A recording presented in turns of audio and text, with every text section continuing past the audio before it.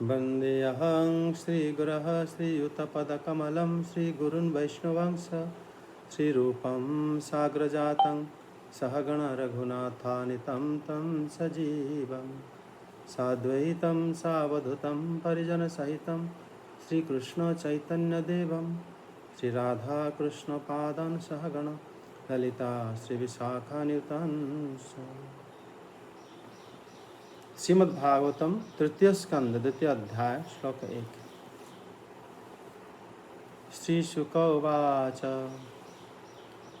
इति भागवतः पृष्ठः क्षत्रावार्ता प्रियाश्रयाम् प्रतिवक्तुं न चत्सेह उत्कण्ठ्यास्माद्रितेश्वरः यः पञ्चहायस्नो मात्रा प्रातराश्रया याचितः तन्नेच्छद्रचयान्यस्य सपर्यां बाललीलया स कथं सेवया तस्य कालेन जरसङ्गतः पृष्ठो वार्तां प्रति दुर्यार्द्भुतः ऋतुः पादानुस्मरन् सा मुहूर्तमभूतुष्णीं कृष्णाङ्घ्रे घ्रशोधया भृशं तीव्रेण भक्तियोगेन निमग्नः साधु निर्भूतः पुलकोब्धेन सर्वाङ्गो मुञ्जन्नीलदृशाशुचः पूर्णार्थो लक्षितस्तेन स्नेहप्रसरणसम्प्लुतः शनैकर्भगवलोकानुलोकं पुनरागतः विमृज्यं नेत्रे विदुरं प्रत्याहोद्भवम् उत्सामयन्। अनुवाद।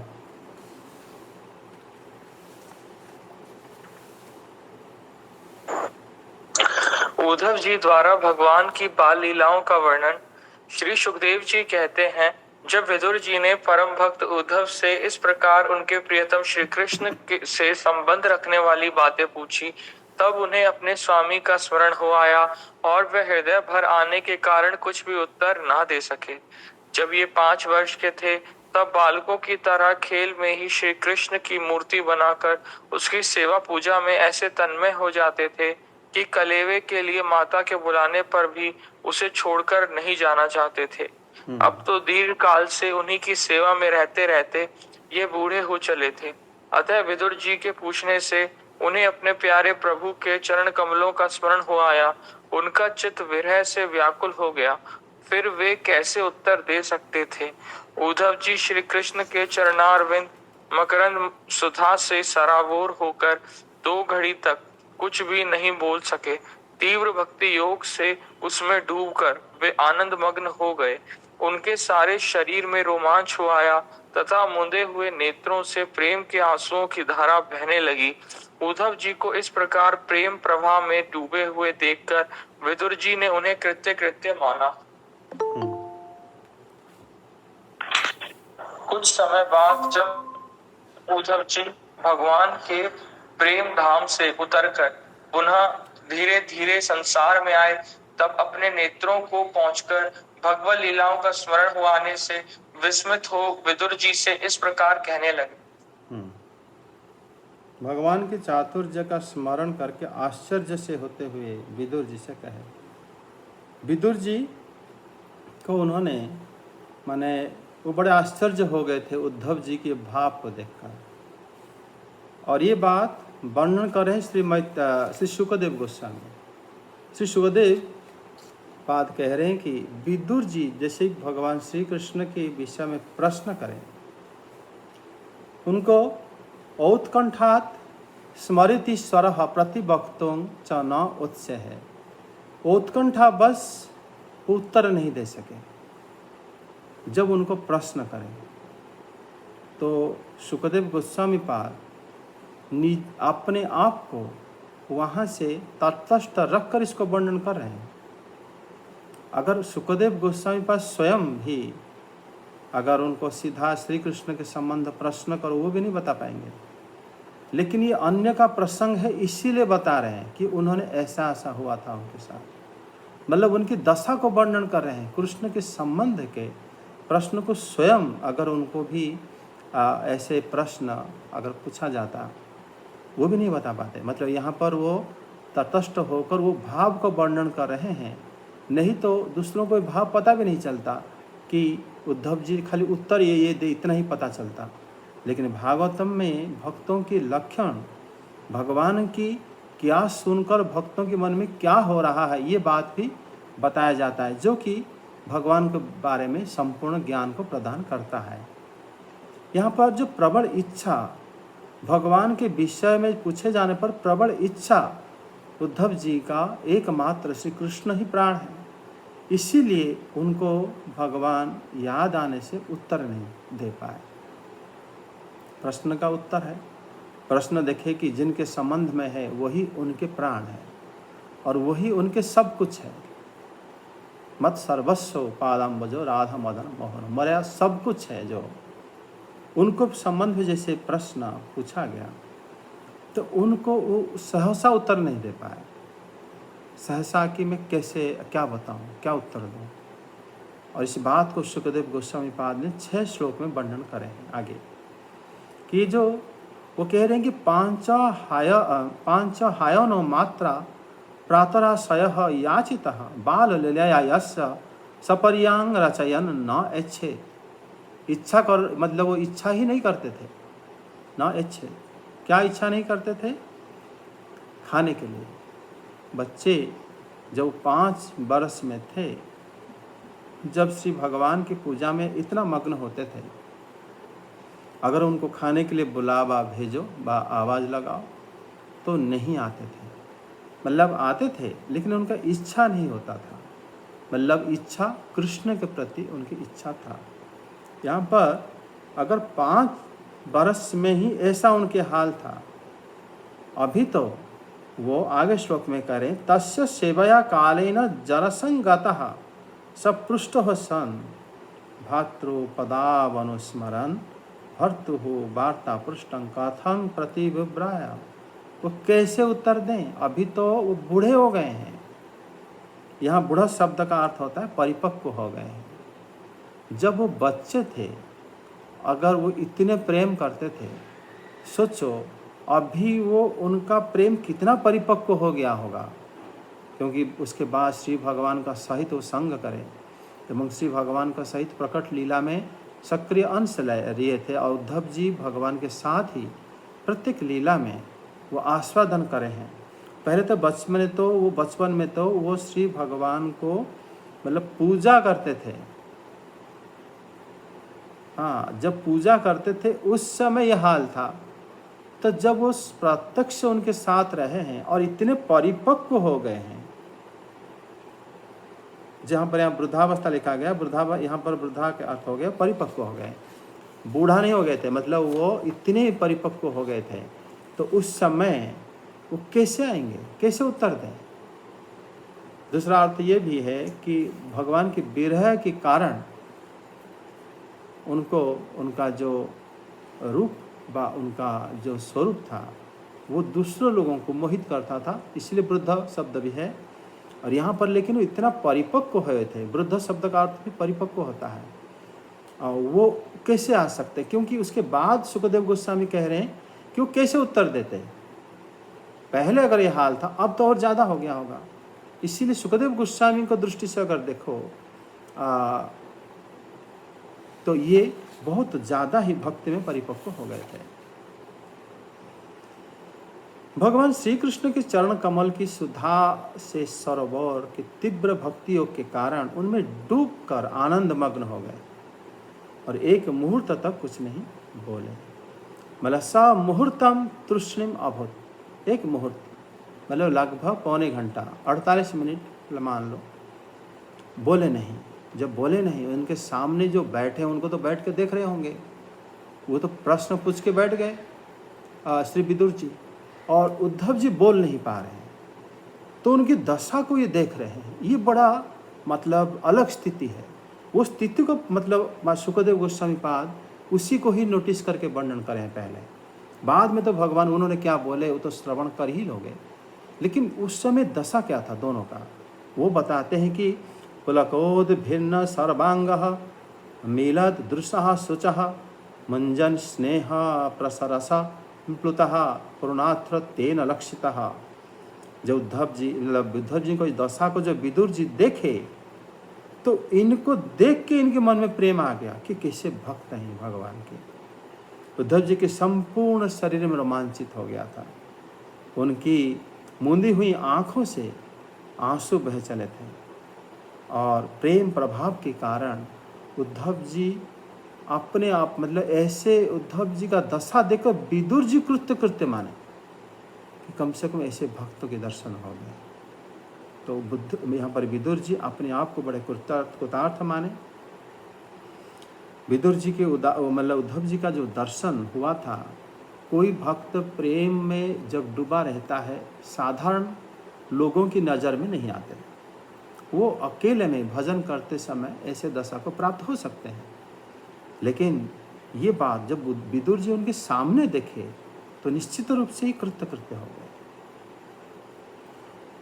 धीरे धीरे सने कहा भगवत लोकात नृलोकं पुनः आगत, मतलब वो भगवान को लोक चले गए, भगवान के लोक से फिर ये नृलोक मनुष्य लोक को आए।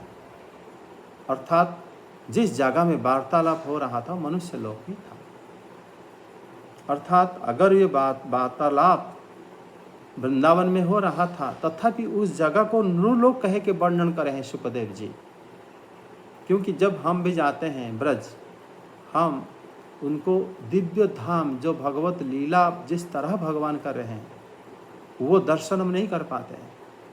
एवं वो दर्शन उद्धव जी कर रहे थे तभी वो वापस आ गए, जबकि दोनों एक ही जगह में हो रहा था।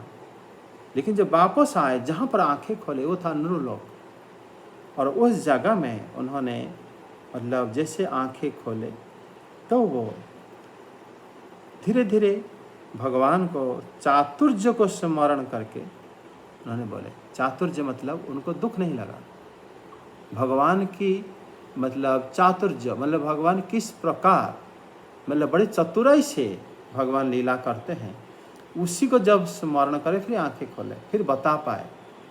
नहीं तो अगर प्रेम में बताते नहीं बता पाते। तो वो जानते हैं कि भगवान सर्वत्र हमारे जो दिव्य लोक में भी रहते हैं, ये नृलोक में भी भगवान वास करते हैं। ये भगवान की चातुर्य को जानकर, जैसे एकादश स्कंद में जब भगवान जैसे जैसे उनको ज्ञान देंगे तब उनको पता चलेगा। उद्धव जी से विषय तभी उसी समय में सुखदेव गोस्वामी पाद डिटेल बताएंगे। उसके बाद ये घटना हुई थी। तो यहाँ पर तब जब उन्होंने देखे भगवान की चातुर्य को, नेत्र विमुर्ज उत्सयन उद्धवं विदुरं प्रति आह, जब उन्होंने भगवान के बारे में मतलब जाने कि भगवान ऐसे करते हैं लीला, तब फिर उन्होंने तभी कहते हैं कि जदुकुल संहार आदि भगवत चातुर्य स्मरणेन विस्मयं प्राप्तवत। श्रीधर स्वामी पाद कह रहे हैं कि जब वो लोग मतलब भगवान वो लीला को सब स्मरण करें उद्धव जी की कितने मतलब चातुर्य से भगवान लीला करते हैं, वो बात को उन्होंने जब स्मरण करे बड़े आश्चर्य हुए थे। कौन? विदुर जी उनको कहे। विदुर जी बड़े आश्चर्य हो गए थे कि ये क्या दशा है भक्तों की। तब उद्धव जी बोलना शुरू करें। कृष्ण देवमणि नीलमोचि गीर्णा सज्व जगरेणः, कृष्ण देवमणि निम्लोचेर्गीर्णस्व जगरेणः, किं नूनः कुशलं ब्रूयां गतश्रीषु गुहे स्वहम्। उद्धववाच दुर्भगोऽवत लोकोऽयं यादवो नितरामपि, यं संवसन्तो न विदुर्हरिं मिनायवाडुपम्, इंगेतज्ञः पुरुप्रौढः एका रामश्च सात्वतः सात्वनामृषयमुषभं सर्वे भूतावास समंसताः, देवस्य मायया स्पृष्टा ये चान्यदसदाश्रितः, भ्राम्यते धीर्नः तद्वाक्यैरात्म्यन्युक्तात्मनो हरौ पदर्शा प्रदर्शात् तप्तपतताम वितृप्तदृशां नृणाम् आदायन्तरद्याधसु स्वबिम्बं लोकलोचनम्। अनुवाद। उद्धव जी बोले, विदुर जी, सूर्य के छिप जाने से हमारे घरों को काल रूप अजगर ने खा डाला है। वे श्रीहीन हो गए हैं। अब मैं उनकी क्या कुशल सुनाऊं। ओ ये मनुष्य लोग बड़ा ही अभागा है। इसमें भी यादव तो नितांत भाग्यहीन है, जिन्होंने निरंतर श्री कृष्ण के साथ रहते हुए भी उन्हें नहीं पहचाना। जिस तरह अमृत में चंद्रमा के समुद्र में रहते समय मछलियां उन्हें नहीं पहचान सकी थी। यादव लोग उन मन के भाव को ताड़ने वाले बड़े समझदार और भगवान के साथ एक ही स्थान में रहकर क्रीड़ा करने वाले थे। तो भी उन सब ने समस्त विश्व के आश्रय सर्वंतर्यामी श्री कृष्ण को एक श्रेष्ठ यादव ही समझा। किंतु भगवान की माया से मोहित इन यादवों और इनसे व्यर्थ का वैर ठानने वाले शिशुपाल आदि के अवहेलना और निंदा सूचक वाक्यों से भगवत प्राण महानुभावों की बुद्धि भ्रम में नहीं पड़ती थी।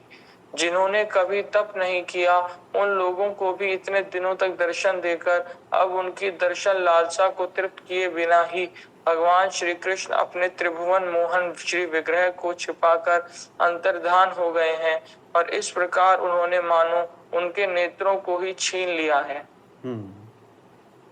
लोकलोचनमादाय, लोकलोचनम मतलब श्री भगवान के श्री विग्रह के समान कोई दूसरे वस्तु दर्शनीय नहीं है।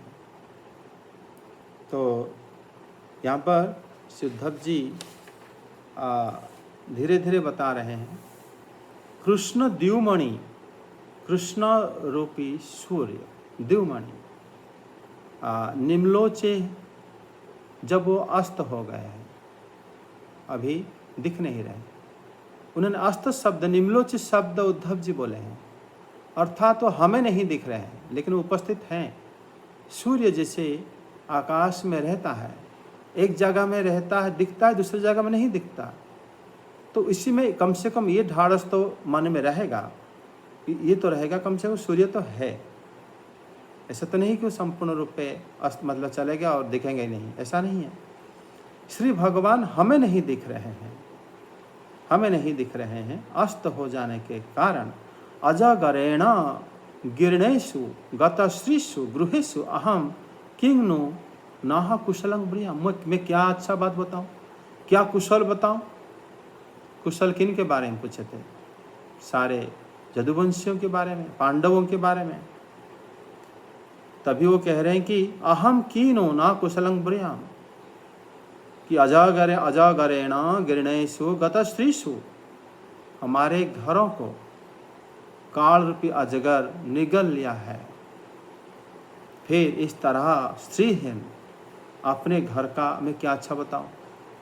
यहाँ पर उद्धव जी देखो, इस संपूर्ण घर को अपने घर बताए हैं। मतलब वहाँ पर पांडव जी के हो, चाहे जो द्वारका की जो सबके बारे में जो प्रश्न करे थे विदुर जी, कि हमारे घर में तो अजगर आ गया है। मतलब ये सब अब भक्तों को एक ही माने हैं, हमारे शब्द व्यवहार करें कि हम हमारे घर को, जबकि उद्धव जी का कोई घर ही नहीं था। वो तो पेड़ के नीचे बैठे थे और वहाँ से उठ के सीधा जाएंगे बद्रिकाश्रम। तब भी वो कह रहे हैं हमारे घर को। हमारे शब्द का अर्थ होता है पूरे सारे भक्त लोग जो भी भगवान श्री कृष्ण के बिना ही, श्री कृष्ण जिनके सब कुछ हैं, और उनको उन्होंने क्या करे ना, उनके घर को अजगर निगल रहा है। काल रूपी अजगर, अजगर जब निगल लेता है, फिर वो कह रहे हैं कि फिर इस तरह हम स्त्रीहीन हो गए। स्त्री शब्द से आता है हम भगवान की शक्ति से विहीन हो गए। जो भगवान की कृपा हमारे ऊपर था, ये कृपा से विहीन हो गए। वास्तव में यहाँ पर जो उद्धव जी जो बता रहे हैं भगवान की कृपा से विहीन होकर फिर कृपा को याद कैसे कर पा रहे हैं, फिर बता कैसे रहे हैं। ये सारे बड़े अद्भुत है ये श्लोक, जब उद्धव जी कह रहे हैं कि हमारे गृह को काल रूपी अजगर निगल लिया है, इस तरह मैं उनके कुशल क्या बताऊं, अर्थात मैं बता नहीं पाऊंगा। लेकिन हमारे जो इस प्रकार हमारे घर को जो श्रीहीन अभी दिख रहा है, वो मैं क्या बताऊं। तभी उन्होंने उद्धव जी बताने जा रहे हैं। इनकी बताने जो ये श्लोक है, ये बताने के तरीका से ही पता चलता है कि भगवान ही साक्षात उन्हीं के स्वरूप में विराजमान है श्री उद्धव जी के मन में, और श्री विदुर जी भी उसको श्रवण कर रहे हैं। एवं श्री उद्धव जी तभी बता रहे हैं, मैं क्या कुशल बताऊं। और हमारे सबके घर को मतलब काल रूपी अजगर ने ग्रास कर लिया है और श्रीहीन है सब घर। उद्धव जी वो सब दृश्य देख रहे हैं, कृष्ण की बिना स्मरण करके देख रहे हैं। मतलब कृष्ण उनके मन में है, कृष्ण के पास वो गए और वापस आए नरलोक को, आंखें खोल के बता रहे हैं कि ऐसे दशा है। उसी दशा को मैं क्या बताऊं और कैसे बताऊं। और श्री कृष्ण के बिना भक्त को तो कुछ ही नहीं दिखता। लेकिन उनका वर्णन इस प्रकार है कि वो श्री कृष्ण की माया, जिस प्रकार श्री कृष्ण लीला करे थे, वो लीला को बताते बताते वो श्री कृष्ण को ही बताने लगेंगे। ये भक्तों के लक्षण है। और आगे कहते हैं कि दुर्भागो बताओ अयंग लोक, निश्चित रूप से ये लोक बड़ा अभागा है। दुर्भागो ये जो दुर्भग है भाग्यहीन है, अनुशंसा कर रहे हैं, भाग्यहीन है लोग। क्यों? फिर कह रहे हैं कि यादव नितराम अपि, यादव तो इससे ज्यादा भाग्यवान मतलब भाग्यहीन है। ये संवत्संत हरे मीना उड़पम एवं न विदु, क्योंकि वो जान नहीं पाए भगवान को। और कैसे जानते, क्या जानते? अगर जानते तो फिर अभी दुखी नहीं होते। तो नहीं जानते हो इसलिए दुखी हो, या जानते हो और अत्यधिक भक्ति करते हो, उसी प्रेम से आपका जो लक्षण प्रकाश पा रहा है भक्ति का, उसी को दुखी कह के बता रहे हो। इससे मतलब जो बता रहे हैं कि दुर्भगो बत अयंग लोक, ये लोक बड़ा दुर्भाग्य अभागा है। क्यों? क्योंकि भगवान अपने लीला को यहाँ पर बंद कर दिए। फिर कह रहे हैं कि यादव नितराम अपि, यादव क्योंकि यहाँ पर उद्धव जी स्वयं यादव हैं, मैं भी यादव हूँ, मतलब मैं ही भी बड़ा अभागा हूँ, अत्यधिक भाग्यहीन हूँ। क्यों?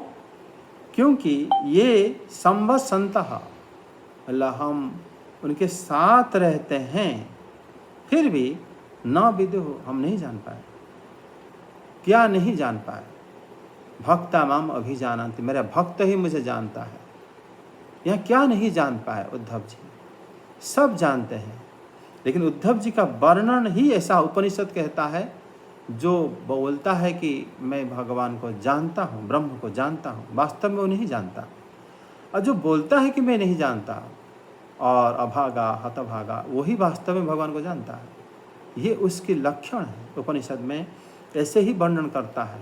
कोई कहेगा कि मैं जानता हूँ उनको, और क्या जानता है उनके बारे में? जो कहेगा मैं नहीं जान पाया, वास्तव में वो भगवान को ही जान पाया है। यहाँ पर उद्धव जी की इस श्लोक में उनके प्रेम, भगवान की प्रति उनकी जो भक्ति, यही झलक रहा है संपूर्ण रूप से। और उनको जो कह रहे हैं, जैसे समुद्र के अंदर मछली चंद्रमा को नहीं जान पाए थे, उसी प्रकार उनके साथ रहते हुए भी हम उनको नहीं जान पाए। मतलब चंद्रमा जो समुद्र के अंदर वो अमृत के रस टपकता है, और चंद्रमा फिर इतना शीतल है, आनंददायक है, उसी समय नहीं जाने थे, लेकिन उनके साथ रहते थे। और यहाँ पर वो तुलना किया गया है। और यहाँ पर श्री हरि उनके साथ का जो संग है, वो जैसे ही मतलब भक्त लोग उनके साथ रह के जो आनंद प्राप्त होते हैं, वो आनंद को ये नहीं जान पाए। मतलब वो आनंद को अभी सोचते हुए वो कह रहे हैं कि हम भाग्यहीन हैं।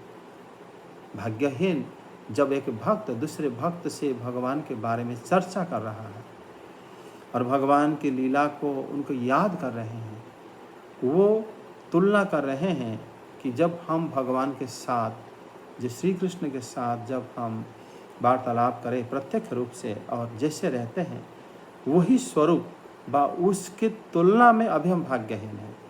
और यहाँ पर इसी बात को उन्होंने कहते हैं कि हम रहते हुए उनको नहीं जान पाए, उनके साथ रहते थे नहीं जान पाए, उनके साथ रहते थे, उनके साथ संबंध था और संबंध से ही तुम्हारा भक्ति भाव था, रागानुगा भक्ति था, तभी उनके साथ तुम थे। और जब वो अभी उनको फिर नहीं जान पाए, क्योंकि वो परम ब्रह्म है, वो जाना नहीं जा सकते, इसलिए नहीं जान पाए।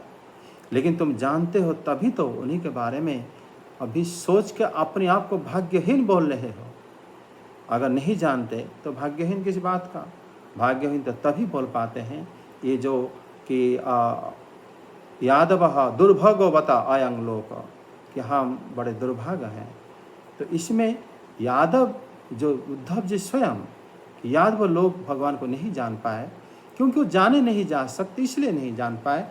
लेकिन हम जो अभाग्य शब्द, दुर्भाग्य शब्द व्यवहार करके आप ये बता दिए कि आप भगवान को जो जानते हो तो कोई भी उतना नहीं जानता है, तभी आप अपने आप को मतलब स्वयं को दुर्भाग्य बता रहे हो।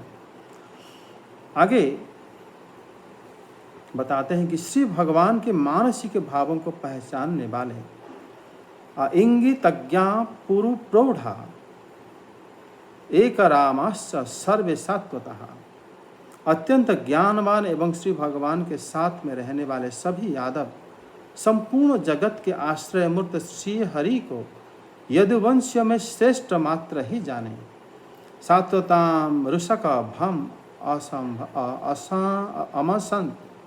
अमंसत शब्द का अर्थ होता है सिर्फ ये जाने कि वो श्रेष्ठ है, श्रेष्ठ यादव है, और कुछ नहीं जान पाए।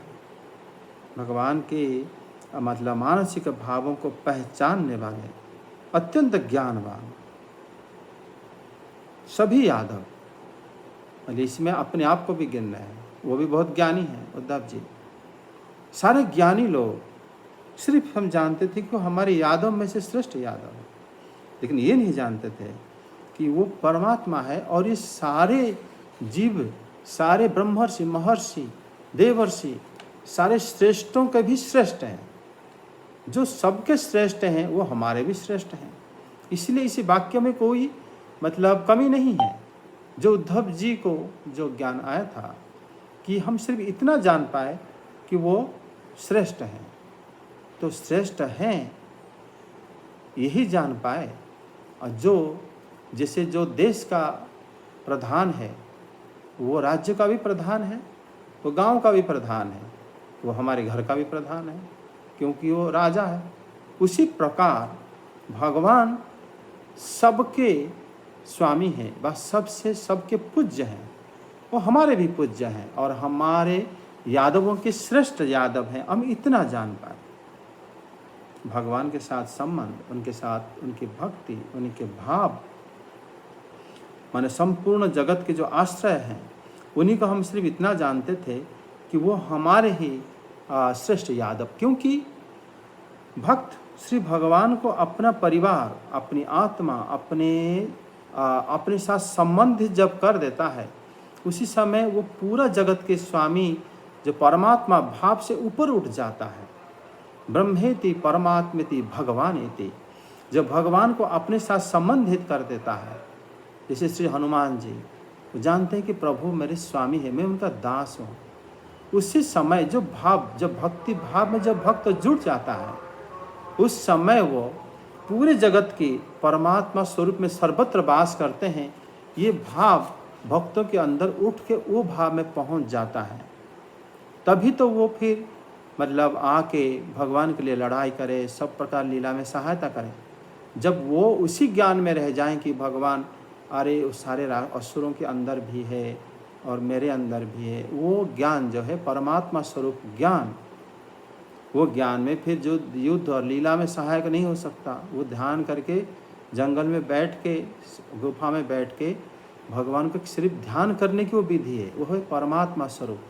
लेकिन भक्त लोग और आनंद प्राप्त करने के लिए ही भगवान के साथ लीला करते हैं।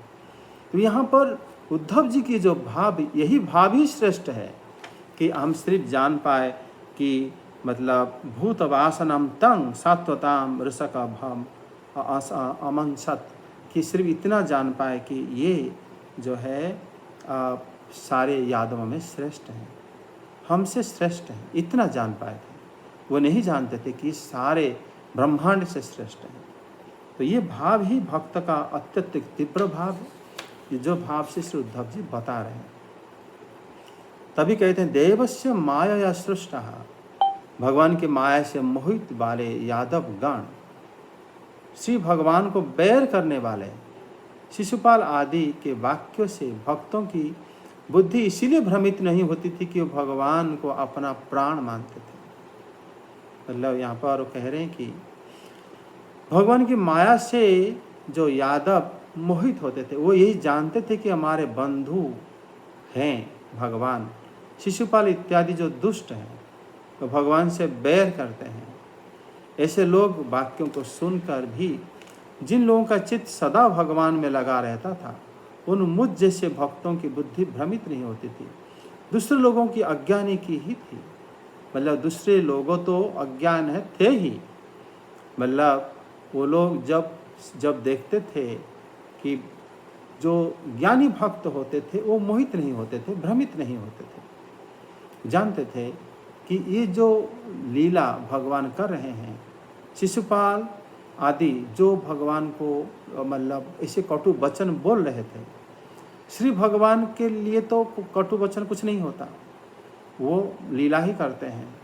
सिर्फ शब्द का मायाजाल है जो हमें समझ में इसलिए आता है, कटु लगता है, क्योंकि हम सांसारिक वस्तु से जुड़े हुए हैं और भगवान सांसारिक वस्तु से परे है।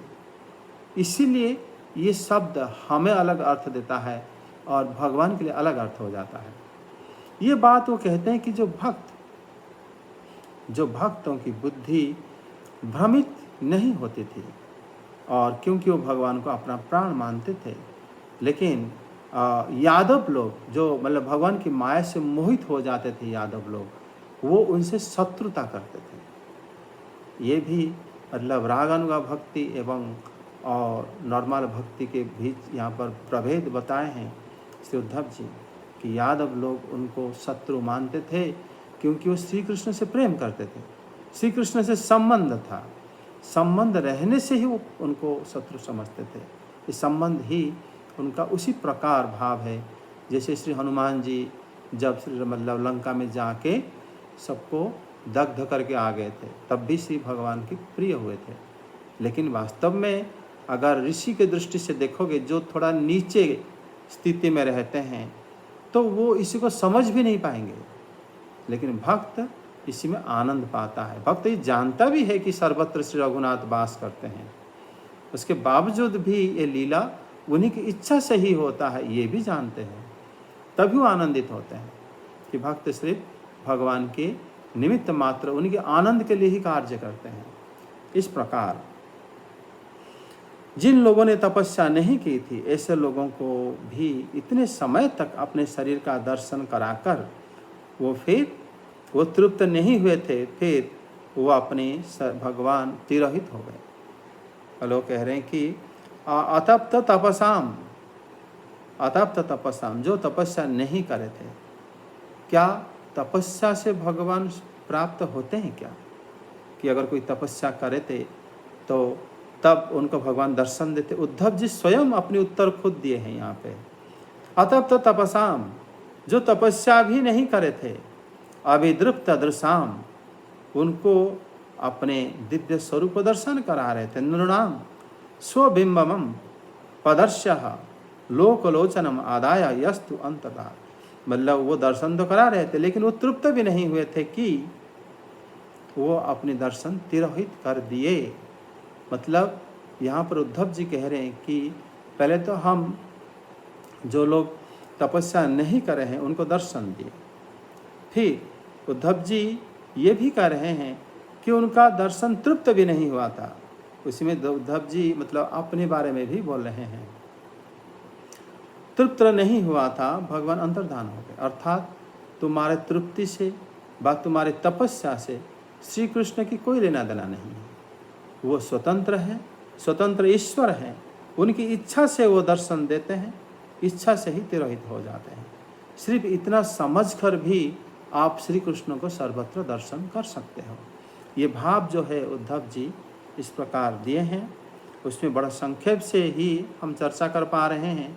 इसका विस्तार चर्चा तो करना असंभव है, क्योंकि उसी में भगवान के सारे भक्तों की सब भक्तों की भाव सब जुड़ा हुआ है। आज हम इतने रखते हैं। हरे कृष्णा, जय जगन्नाथ।